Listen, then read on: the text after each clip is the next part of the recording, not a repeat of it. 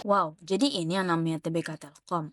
Penasaran banget sih ini TBK Telkom tuh apa sih sebenarnya? Jadi mari kita dengerin penjelasan dari teman-teman perihal TBK Telkom. Jadi, perusahaan Telkom Indonesia itu merupakan perusahaan telekomunikasi milik negara yang di mana menyediakan berbagai layanan komunikasi digital di Indonesia. Jadi perusahaan ini sudah terdaftar sebagai perusahaan publik dengan kode TLKM di BEI atau Bursa Efek Indonesia. Jadi Telkom sendiri itu bergerak dalam berbagai layanan, ada layanan seluler, internet, broadband, layanan digital, infrastruktur telekomunikasi, data center, dan cloud. Jadi Telkom ini memiliki beberapa anak perusahaan utama, salah satunya Telkomsel yang menyediakan layanan komunikasi dan ada Mitratel yang melayani infrastrukturnya. Kemudian di sini masuk ke dalam sejarah Telkom itu sendiri. Jadi perjalanan Telkom di sini sangat panjang dan kita bisa bagi menjadi 4 fase utama. Jadi fase pertama berawal dari tahun 1965, yang saat itu pemerintah itu memisahkan layanan pos dan telekomunikasi. Kemudian Telkom itu lahir dengan nama Perumtel atau Perusahaan Umum Telekomunikasi, dan akhirnya berubah menjadi Perseroan Terbatas atau PT di tahun 1991. Kemudian fase kedua di era ekspansi. Jadi di tahun 1995 itu jadi tahun bersejarah karena Telkom sendiri melakukan IPO atau Initial Public Offering. Jadi IPO itu menjual sahamnya ke publik secara resmi. Saat itu langsung ke bursa saham di Jakarta, di New York, dan di London. Kemudian fase ketiga dari 2014 sampai 2020 ini fase di mana Telkom itu berubah menjadi perusahaan telekomunikasi digital, menjadi pelopor jaringan 4G yang belum meluncurkan layanan seperti IndiHome dan secara masif membangun infrastruktur kabel di bawah laut. Kemudian di fase ini PT Telkom ini melakukan konsolidasi atau penggabungan kekuatan dengan ribuan menara telekomunikasi ke anak usahanya ya yang tadi Mitratel. Kemudian di fase keempat yaitu era saat ini dari 2021 hingga 2026. Jadi Telkom terus maju menjadi pelopor jaringan 5G, sekarang 5G, dan membangun data center yang besar. Kemudian yang paling terbaru di tahun 2025 dan di 2026 ini ada perubahan pada struktur kepemilikan negara, yang dimana saham pemerintah di Telkom kini dikelola oleh Danantara, kemudian dialihkan menjadi saham seri A Dwi Warna. Jadi saham Dwi Warna ini saham khusus milik negara yang punya hak istimewa atau hak veto untuk mengontrol keputusan-keputusan penting di dalam perusahaan. Oke, selanjutnya adapun purpose, visi dan juga misi dari Telkom ini sendiri. Yang pertama untuk purpose sendiri yaitu mewujudkan bangsa yang lebih sejahtera dan berdaya saing serta memberdayakan nilai tambah yang terbaik bagi para pemangku kepentingan. Dengan visi menjadikan digital telco pilihan utama untuk memajukan masyarakat. Adapun misinya seperti mempercepat pembangunan infrastruktur dan platform digital cerdas yang berkelanjutan dan juga ekonomis dan dapat diakses oleh seluruh masyarakat. Dua, mengembangkan talenta digital unggulan yang membantu mendorong kemampuan digital dan tingkat adopsi digital bangsa. Dan yang ketiga, mengkoreksi ekosistem digital untuk memberikan pengalaman digital pelanggan yang terbaik. Nah, Telkom sendiri ini menggunakan nilai inti yang sama dengan perusahaan BUMN lainnya, yaitu akhlak. Nilai ini menjadi pedoman bagi seluruh karyawan dalam menjalankan pekerjaan dan aktivitas bisnis di perusahaannya. Akhlak sendiri terdiri dari 6 nilai utama, yaitu yang pertama itu ada amanah, yaitu memegang teguh kepercayaan dan bertanggung jawab atas tugas yang diberikan. Yang kedua itu ada kompeten, yaitu terus belajar dan meningkatkan kemampuan agar dapat memberikan kinerja terbaik. Yang ketiga itu ada harmonis, yaitu membangun hubungan kerja yang saling menghargai dan peduli terhadap sesama. Yang keempat itu ada loyal, yaitu berdedikasi tinggi serta mengutamakan kepentingan bangsa dan negara. Yang kelima ada adaptif, yaitu terbuka terhadap perubahan dan mampu berinovasi. Dan yang terakhir itu ada kolaboratif, yaitu membangun kerjasama yang baik dengan berbagai pihak.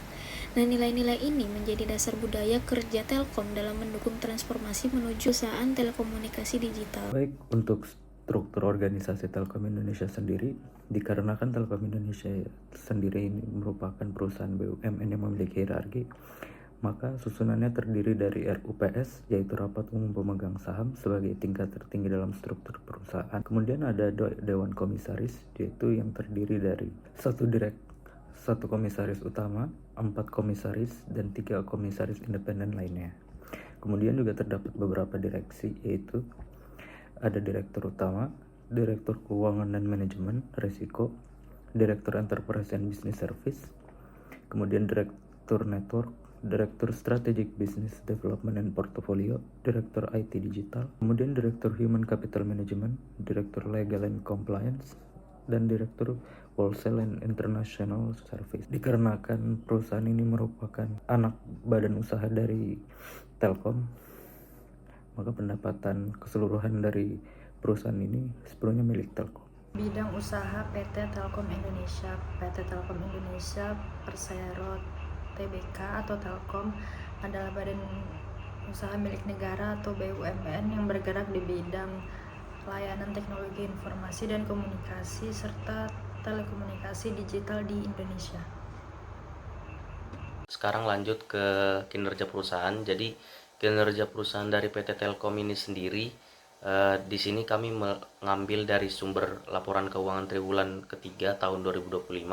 Jadi di sini akan dibahas dari 3 sisi, yaitu keuangan, operasional, dan pasar. Dari sisi keuangan, Telkom itu mencatat pendapatan konsolidasi itu sebesar 109,6 triliun. Itu total pendapatan dari seluruh unit bisnis dan anak perusahaan. Kemudian ada perusahaan juga mencatat EBITDA-nya sebesar 54,2 triliun. Jadi EBITDA itu indikator untuk menghasilkan keuntungan dari kegiatan operasional sebelum dikurangi bunga, pajak, dan penyusutan aset. Kemudian laba bersih dari perusahaan ini itu mencapai 15,78 triliun. Jadi angka ini sedikit menurun dibanding tahun sebelumnya di tahun 2024, yaitu mencapai 17,67 triliun. Di sini menurun dikarenakan perusahaan meningkatkan belanja modal, yaitu investasi perusahaan untuk membangun infrastruktur jaringan dan teknologi digital itu sebagai strategi dari transformasi digital. Kemudian di kinerja operasional, jadi di sini Telkom ada punya 2 layanan yang penting seperti IndiHome dan Telkomsel. Kalau IndiHome itu untuk internet fiber optik untuk rumah tangga. Kemudian Telkomsel itu salah satu operator seluler yang besar di Indonesia. Kemudian perusahaan ini juga mengembangkan layanan seperti cloud computing untuk menyimpan dan mengolah data melalui internet. Kemudian ada data center untuk penyimpanan dan pengelolaan server untuk mendukung berbagai layanan digital. Kemudian di sisi pasar modal, saham ini dengan kode TLKM itu salah satu saham blue chip. Jadi di Bursa Efek Indonesia. Jadi saham blue chip itu saham dari perusahaan besar yang memiliki kinerja stabil, reputasi yang baik, kemudian tingkat kepercayaan investor yang tinggi. Kemudian Telkom juga secara rutin membagikan dividen, yaitu pembagian keuntungan perusahaan kepada pemegang saham. Oke, selanjutnya ada prinsip dari GCG atau panjangan dari Good Corporate Governance, yaitu dilakukan untuk mendukung terwujudnya purpose, visi, dan misi yang sudah disebutkan sebelumnya, di mana fungsinya akan memberikan nilai tambah bagi si pemegang saham dan pemangku kepentingan lain dengan meyakinkan bahwa perusahaan yang baik itu memiliki aspek penting untuk memastikan keberlanjutan dari perusahaan tersebut. Nah, dengan penerapan si GCG ini diharapkan dapat mempertahankan keberlangsungan dari usaha yang sehat dan juga kompetitif, sekaligus memperkuat daya saing dari si perusahaan industri. Nah, ada beberapa proses dari ataupun prinsip dari GCG. Yang pertama itu transparansi, yaitu melakukan keterbukaan dalam pelaksanaan proses pengambilan keputusannya dalam mengungkapkan informasi dan material seperti yang dilakukan Telkom itu, yaitu melalui publikasi laporan keuangan dan juga laporan tahunan, serta memberikan akses informasi berbentuk website. Selanjutnya ada akuntabilitas atau accountability, di mana kejelasan fungsi dan juga pelaksanaan dan pertanggungjawaban organ perusahaan sehingga pengelolaan perusahaan tersebut terlaksana secara efektif. Contoh yang dilakukan oleh penerapan Telkom sendiri, yang pertama tersedianya piagam dan juga panduan untuk memuat kejelasan fungsi dan juga pelaksanaan dari pemegang saham, dewan komisaris, direksi, komite-komite, dan sekretaris perusahaan. Yang kedua, melaksanakan mekanisme check and balance, dan yang ketiga memiliki KPI sendiri sebagai target operasional yang jelas. Selanjutnya ada tanggung jawab atau responsibility, di mana ini merupakan kesesuaian di dalam perusahaan terhadap ketentuan peraturan perundang-undangan dan prinsip perusahaan yang sehat, seperti yang dilakukan oleh Telkom, yaitu mematuhi undang-undang dan juga peraturan perpajakan. Dan yang kedua memiliki mekanisme dan prosedur untuk mengatur dan evaluasi kepatuhan terhadap ketentuan dan perundang-undangan. Dan yang ketiga memiliki fungsi pengelolaan legal compliance yang bertugas untuk memastikan pemenuhan seluruh ketentuan peraturan. Yang keempat ada independensi, yaitu keadaan di mana perusahaan dikelola secara profesional tanpa benturan kepentingan dan juga pengaruh dari pihak manapun yang tidak sesuai dengan ketentuan perundang-undangan dan juga prinsip dari korporasi yang sehat. Yang seperti yang dilakukan Telkom, yaitu menjalankan profesionalisme di dalam perseorangan tanpa benturan kepentingan, dan juga yang kedua mencantumkan aturan dan wewenang pengambilan keputusan korporasi, dan yang ketiga memiliki kebijakan tambahan dalam pedoman tata kelola perusahaan yang berorientasi pada prinsip independensi. Dan yang kelima ataupun yang terakhir yaitu kesetaraan dan kewajaran, yaitu keadilan dan di dalam memenuhi hak pemangku kepentingan yang timbul berdasarkan perjanjian dan juga ketentuan peraturan perundang-undangan, seperti yang diterapkan oleh Telkom antara lain menerapkan prinsip kesetaraan, kewajaran, dan juga memenuhi hak-hak pemangku kepentingan. Kedua, menghormati hak pemegang saham, melarang praktis insider trading, dan menerapkan manajemen kinerja berdasarkan balance scorecard. Baik, kemudian kita akan membahas sistem pengendali internal yang terdapat pada Telkom Indonesia. Sistem pengendali internal di Telkom merupakan mekanisme yang digunakan untuk memastikan bahwa kegiatan operasional perusahaan berjalan secara efektif, efisien, dan transparan, serta sesuai dengan peraturan yang berlaku. Sistem ini juga bertujuan untuk menjaga aset perusahaan, mengelola risiko, serta memastikan keandalan laporan keuangan. Telkom menerapkan sistem pengendalian internal yang mengacu pada kerangka kerja COSO, yaitu Committee of Sponsoring Organization of the Tradeway Commission. Kerangka ini membantu perusahaan dalam mengidentifikasi, memantau, dan mengendalikan berbagai risiko yang dapat mempengaruhi kinerja organisasi. Beberapa komponen utama dalam sistem pengendalian internal Telkom antara lain yaitu yang pertama, lingkungan pengendalian atau control environment. Telkom menerapkan budaya perusahaan dan kode etik yang menjadi dasar perilaku seluruh karyawan dalam menjalankan tugasnya secara profesional dan bertanggung jawab. Kemudian ada manajemen risiko atau risk management. Perusahaan secara rutin melakukan identifikasi dan evaluasi risiko yang dapat mempengaruhi operasional maupun bisnis digital perusahaan, sehingga dapat dilakukan langkah mitigasi yang tepat. Kemudian ada aktivitas pengendalian atau control activities. Pengendalian dilakukan melalui berbagai kebijakan, prosedur operasional, serta sistem informasi yang mengatur proses kerja agar berjalan sesuai standar perusahaan. Kemudian ada pemantauan dan audit. Telkom memiliki unit internal audit yang melakukan pemeriksaan secara berkala terhadap kegiatan operasional perusahaan. Selain itu, terdapat juga audit eksternal untuk memastikan transparansi dan akuntabilitas laporan keuangan. Kemudian ada sistem whistleblowing, yang dimana Telkom menyediakan sistem pelaporan pelanggaran yang memungkinkan karyawan atau pihak terkait melaporkan tindakan yang tidak sesuai dengan aturan perusahaan secara aman dan transparan. Dengan sistem pengendalian internal tersebut, Telkom dapat menjaga integritas operasional perusahaan, meningkatkan kepercayaan pemegang saham, serta memastikan bahwa seluruh kegiatan bisnis berjalan sesuai dengan prinsip good corporate governance. Manajemen risiko di PT Telkom Indonesia Persero Tbk. Di Telkom sendiri, penerapan manajemen risiko itu dilakukan sesuai dengan peraturan Menteri BUMN nomor per 2 /MBU /03/2023 tentang pedoman tata kelola perusahaan BUMN. Selain itu, karena Telkom juga terdaftar di New York Stock Exchange, perusahaan juga harus mematuhi aturan internasionalnya, yaitu Sarbanes-Oxley Act, khususnya yang berkaitan dengan pengendalian internal dan pelaporan keuangan. Penerapan manajemen risiko di Telkom sebenarnya sudah dimulai sejak tahun 2006 dengan dibentuknya unit risk management dan juga legal compliance. Kemudian pada tahun 2007 dibentuk Direktorat Compliance dan Risk Management yang bertugas mengelola kegiatan manajemen risiko secara lebih terstruktur. Seiring dengan perkembangan bisnis dan organisasi, struktur pengelolaan risiko di Telkom juga terus mengalami penyesuaian. Salah satunya pada tahun 2021 ketika jabatan Direktur Keuangan dan Manajemen Risiko. Pada saat yang sama juga dibentuk Departemen Manajemen Risiko yang dipimpin oleh pejabat setinggi Senior Vice President. Dalam penerapannya, manajemen risiko di Telkom tidak hanya dilakukan oleh satu unit saja, tetapi melibatkan seluruh unit kerja dan juga anak perusahaan dalam Telkom Group. Bahkan, kesadaran terhadap risiko juga dijadikan sebagai bagian dari penilaian kerja atau KPI bagi para pimpinan perusahaan.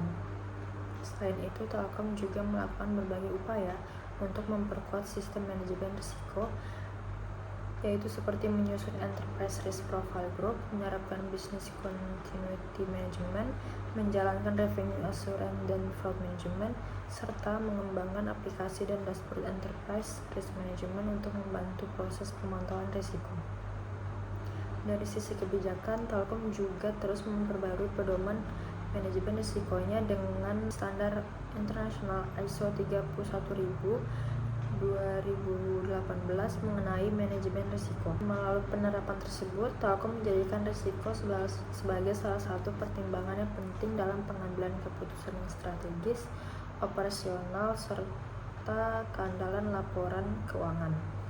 Dengan pengelolaan risiko yang baik, perusahaan dapat menjalankan bisnisnya secara lebih terarah, meminimalkan potensi kerugian, serta meningkatkan kepercayaan investor dan juga pemangku kepentingan, sehingga manajemen risiko di PT Telkom itu bukan hanya sebagai sistem pengendalian saja, tetapi juga menjadi bagian penting dari tata kelola perusahaan yang baik atau good corporate governance. Jadi lanjut ke kepatuhan dan etika bisnis. Jadi di sini PT Telkom sendiri ada kepatuhan dan etika bisnisnya. Jadi sebagai BUMN dan perusahaan publik itu yang terdaftar di bursa saham, jadi ada aturan mainnya, jadi nggak bisa mendapatkan keuntungan dengan cara yang curang.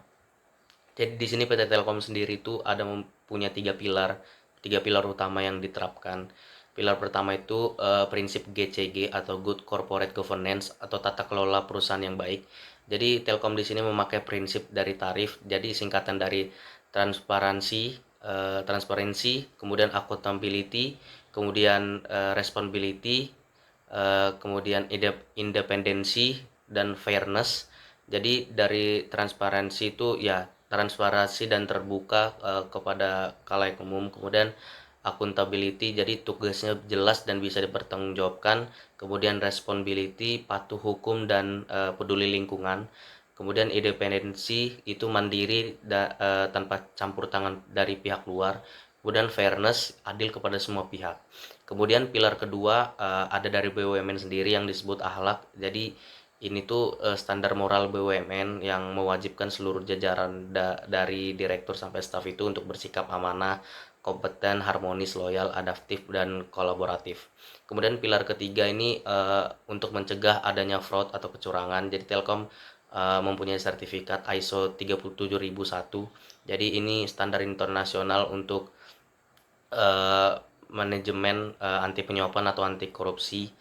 Kemudian di sini mereka juga punya fasilitas WBS atau whistleblowing system. Jadi sistem ini itu seperti portal rahasia. Jadi di mana saja dan siapa saja baik karyawan atau orang luar bisa melaporkan secara anonim kalau misalnya melihat ada indikasi korupsi atau pelanggaran etika di PT Telkom.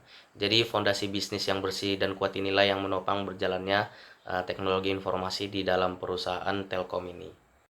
Oke, selanjutnya ada peran IT di Telkom sendiri. Jadi bisa dibilang untuk peran IT di Telkom sendiri bukan sebagai hal untuk mendukung suatu proses dari perusahaan sendiri, tetapi sudah menjadi dasar dari operasional di perusahaan Telkom sendiri.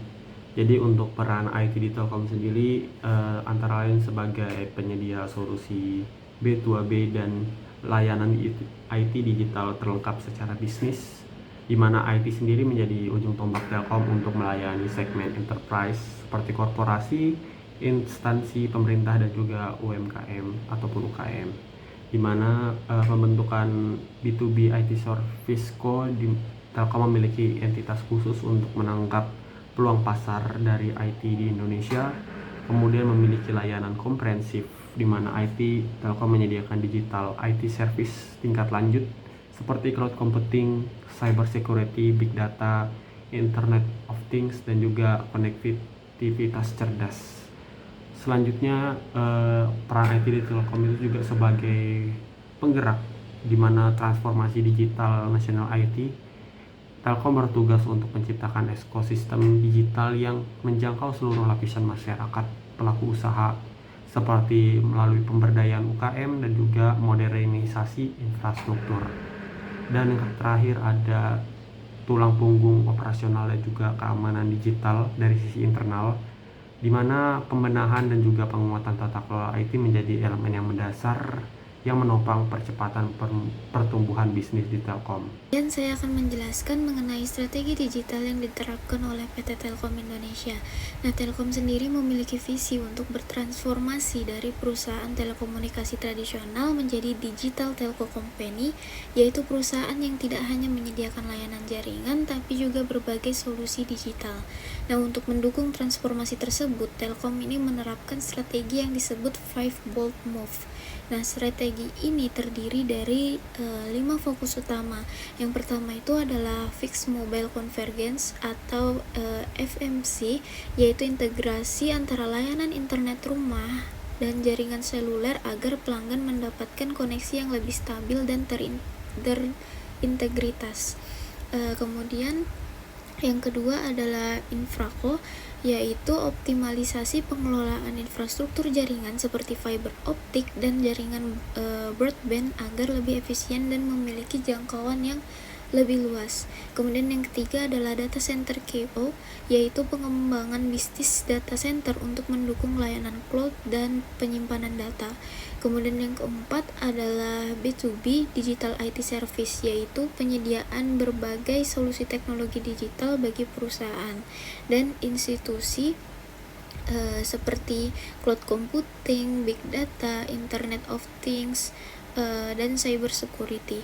Dan yang terakhir adalah Digico, yaitu pengembangan berbagai platform untuk layanan digital baru untuk menciptakan inovasi serta memperluas sumber pendapatan dari PT Telkom ini. Nah, melalui strategi ini, Telkom berupaya memperkuat ekosistem digital dan mendukung transformasi digital di Indonesia. Baik, selanjutnya yaitu infrastruktur TI, di mana sebagai perusahaan telekomunikasi dan digital terbesar di Indonesia, Telkom memiliki infrastruktur teknologi informasi yang luas dan terintegrasi untuk mendukung layanan komunikasi, internet, dan berbagai solusi digital. Infrastruktur TI ini menjadi fondasi utama dalam penyediaan layanan digital bagi masyarakat, pemerintah, maupun sektor bisnis lainnya. Beberapa komponen utama infrastruktur TI Telkom antara lain yaitu yang pertama, jaringan telekomunikasi. Telkom memiliki jaringan telekomunikasi nasional yang mencakup jaringan fiber optik, backbone network, dan jaringan broadband yang menghubungkan berbagai wilayah di Indonesia. Infrastruktur ini memungkinkan penyediaan layanan internet berkecepatan tinggi bagi pelanggan rumah tangga maupun perusahaan. Yang kedua ada jaringan akses broadband, di mana Telkom menyediakan layanan internet broadband melalui berbagai teknologi seperti fixed broadband, seperti IndiHome, dan jaringan seluler melalui anak perusahaan Telkomsel. Infrastruktur ini memungkinkan pelanggan mengakses layanan digital dengan koneksi yang stabil dan luas. Kemudian ada data center dan cloud infrastruktur. Telkom memiliki sejumlah data center yang digunakan untuk penyimpanan data, pengolahan informasi, serta pendukung layanan cloud computing. Infrastruktur ini penting untuk mendukung kebutuhan perusahaan, startup, maupun instansi pemerintah dalam mengelola data dan aplikasi digital. Kemudian ada platform digital dan sistem informasi. Telkom juga mengembangkan berbagai platform digital dan sistem informasi yang mendukung operasional perusahaan serta layanan pelanggan. seperti sistem manajemen jaringan, sistem layanan pelanggan, serta platform digital untuk layanan enterprise. Teknologi pendukung transformasi digital dari Telkom sendiri yaitu dalam mendukung transformasi digital, Telkom juga memanfaatkan teknologi seperti Internet of Things atau IoT, Big Data, Artificial Intelligence atau AI, dan cyber security untuk meningkatkan kualitas layanan serta keamanan sistem informasi. Keamanan informasi di PT Telkom Indonesia. Di era digital seperti sekarang, Telkom mengelola banyak data dan sistem penting baik untuk operasional perusahaan maupun untuk pelanggan. Karena itu, perusahaan harus melindungi data, sistem, dan perangkat kerja karyawan dari berbagai ancaman cyber. Ancaman ini bisa berasal dari luar, seperti malware dan juga serangan cyber, maupun dari dalam, misalnya seperti celah pada perangkat kerja ataupun kurangnya kesadaran pengguna terhadap risiko keamanan digital. Untuk menghadapinya, melalui anak perusahaan PT Telkom Indonesia yaitu PT Telkom Access, Telkom menerapkan sistem keamanan endpoint. Sistem ini bekerja dengan cara seperti melindungi perangkat secara real time dari malware dan serangan cyber, kemudian mendeteksi aktivitas atau perilaku pengguna yang mencurigakan, mencegah kebocoran data melalui fitur data loss prevention atau DLP, dan juga memungkinkan tim IT untuk melakukan pemantauan terpusat sehingga jika ada potensi ancaman bisa segera direspon. Selain dari sisi teknologi, Telkom juga menekankan faktor manusia dalam keamanan informasi. Perusahaan menyelenggarakan pelatihan dan edukasi keamanan digital bagi karyawan untuk meningkatkan kesadaran risiko, mengenali tanda-tanda ancaman, dan juga bertanggung jawab untuk menjaga data perusahaan maupun data pelanggan. Langkah tersebut juga didukung melalui kepatuhan terhadap Perundang-undangan Nomor 27 Tahun 2022 tentang Perlindungan Data Pribadi, memastikan seluruh data pribadi dikelola secara aman dan bertanggung jawab, sehingga keamanan informasi di PT Telkom Indonesia itu bukan hanya tugas dari tim IT saja, tetapi menjadi bagian dari strategi perusahaan untuk menjaga data, sistem, dan reputasi, serta memastikan layanan yang aman dan andal bagi pelanggan. Nah, sudah pada tahu kan perihal TBK Telkom? Mungkin itu saja dari kelompok kami. Terima kasih dan semoga bermanfaat.